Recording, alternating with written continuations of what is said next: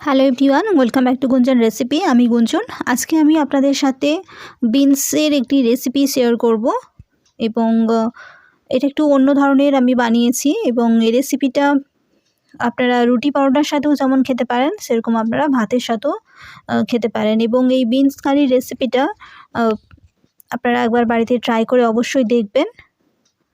তো চলুন ভিডিওটা আমি আপনাদের সাথে শেয়ার করে নিচ্ছি। তো এর জন্য কিছু বিনস নিয়েছি আমি। এখানে কিন্তু শুধুই আমি বিনসটা কেটে নিয়েছি, আর এর মধ্যে আর কোনো কিছুই কিন্তু ইউজ করছি না, আলু কিন্তু নিচ্ছি না, অনলি বিনস নিচ্ছি। আর এতেই কিন্তু এই রেসিপিটা ভীষণই টেস্টি হয়। তো এটা আমি কুকারে সেদ্ধ করে নেব।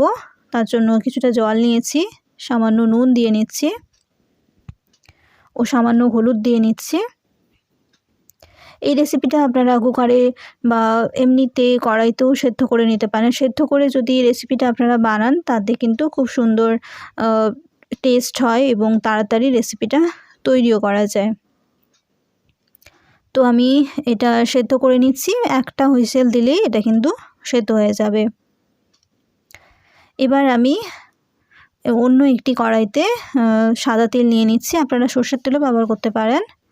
এর সাথে হাফ চামচের মতো ঘি ইউজ করছি। আপনারা অবশ্যই ঘিটা দেবেন, ঘি দিলেই কিন্তু এর টেস্টটা সুন্দর আসে এবং আপনারা পরেও দিতে পারেন, বাট এই সময় দিলে কিন্তু ভালো হয়, তাই আমি ঘিটা ইউজ করলাম।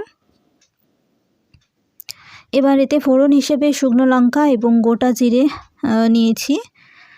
শুকনো লঙ্কা এবং গোটা জিরেটা সামান্য ভাজা হলে এর মধ্যে আমি অর্ধেকটা পেঁয়াজ কুচি করে নিয়েছি, একটা ছোট্ট পেঁয়াজের অর্ধেক নিয়েছি এবং সেটা সামান্য কুচি করে নিয়েছি এবং 2-3টে কাঁচা লঙ্কা কুচি করে নিয়েছি এবং অর্ধেকটা টমেটো কুচি করে নিয়েছি। খুব বেশি মশলা কিন্তু আমি ব্যবহার করব না এতে। এবার এটা সামান্য নুন দিয়ে আমি এটা ভেজে নেব। পেঁয়াজ, কাঁচা লঙ্কা এবং টমেটোটা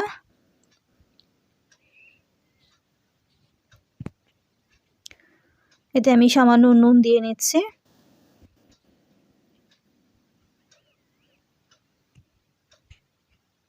এবার এতে আদা রসুনের 1 চামচ আমি পেস্ট দিয়ে নিলাম। আদা রসুনটা খুব ভালো করে ভেজে নিচ্ছি।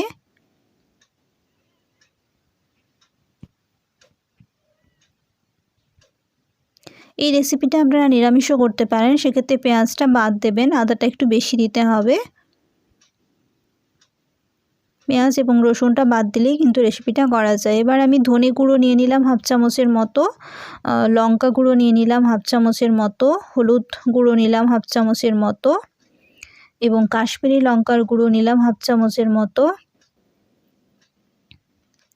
এবং শাহি গরম মশলা নিলাম 1 চুটকির মতো এবং এতে আমি সবজি মশলা ব্যবহার করছি। সবজি মশলা নিলাম হাফ চামচের মতো। এবার সমস্ত মশলাটা ভেজে নেওয়ার জন্য এতে চিনি নিলাম হাফ চামচের মতো। এতে আমি সামান্য জল দেব। জল দিয়ে মশলাটা কষিয়ে নেব।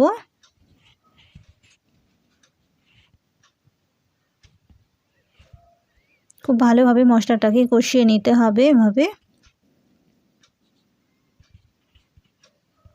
এবং এতে পোস্ত বাটা 2 চামচের মতো ব্যবহার করেছি আমি।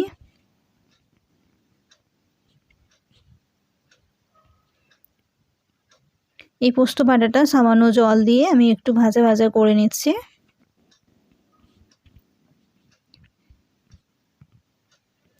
এই পোস্ত বাটাটা আপনারা যদি দেন, এর গ্রেভিনেসটা একটু অন্য আসে এবং এটা খেতেও একটু অন্য রকমের হয়।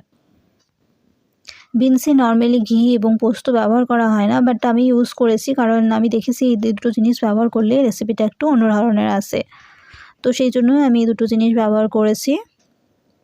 এবার খুব ভালোভাবে পোস্তর সাথে সমস্ত মশলাটা কষিয়ে নেওয়া হয়ে গেছে আমার। এবার আমি সেদ্ধ করা বিনসটা এর মধ্যে মিশিয়ে নেব।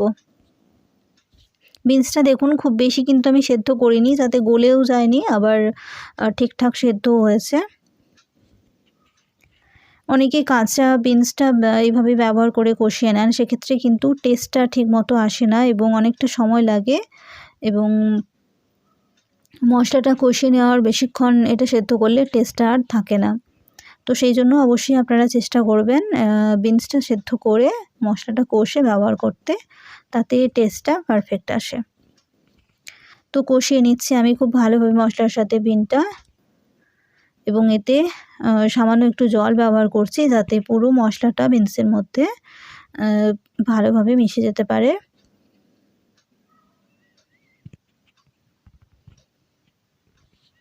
এতে দেখুন বিনসের কালারটাও কিন্তু গ্রিনই আছে, একেবারেই কিন্তু অন্য চেঞ্জ হয়ে যায়নি। সেই জন্যই আমি সেদ্ধ করার সময় নুন এবং হলুদ দিয়েছিলাম। তো গ্রেভিটা প্রায় আমার ঘন হয়ে এসেছে। এই ঝোলটা কিছুটা আরেকটু ঘন হয়ে গেলে এটা আমি নামিয়ে দেব, এবং এটা দেখে নিতে হবে সেদ্ধটা ঠিকমতো হয়েছে কিনা। যদিও আমি সেদ্ধ দেখেই নামিয়েছিলাম, বাট তাও দেখে নিতে হবে, কিছু যদি রয়ে যায় সেদ্ধ হতে বাকি। এবার এর মধ্যে এক মুঠো আমি ধনেপাতা ইউজ করছি। ধনেপাতা দিয়ে খুব ভালোভাবে একে নেড়ে চেড়ে নিতে হবে যাতে পুরো রেসিপিটার মধ্যে ধনেপাতাটা মিশে যেতে পারে। এবার এটি একটি পাত্রে আমি আপনাদের পরিবেশন করে দেখাবো। এটা আমার রেসিপিটা আমার অলমোস্ট ডান হয়ে গেছে। এবার এটা একটি পাত্রে আমি তুলে আপনাদের দেখাচ্ছি। এটা অবশ্যই আপনারা রুটির সাথে পরিবেশন করুন, ভাতের সাথে পরিবেশন করুন, কিংবা পোলাওয়ের সাথে পরিবেশন করুন, সবইতেই কিন্তু ভীষণই ভালো লাগে খেতে।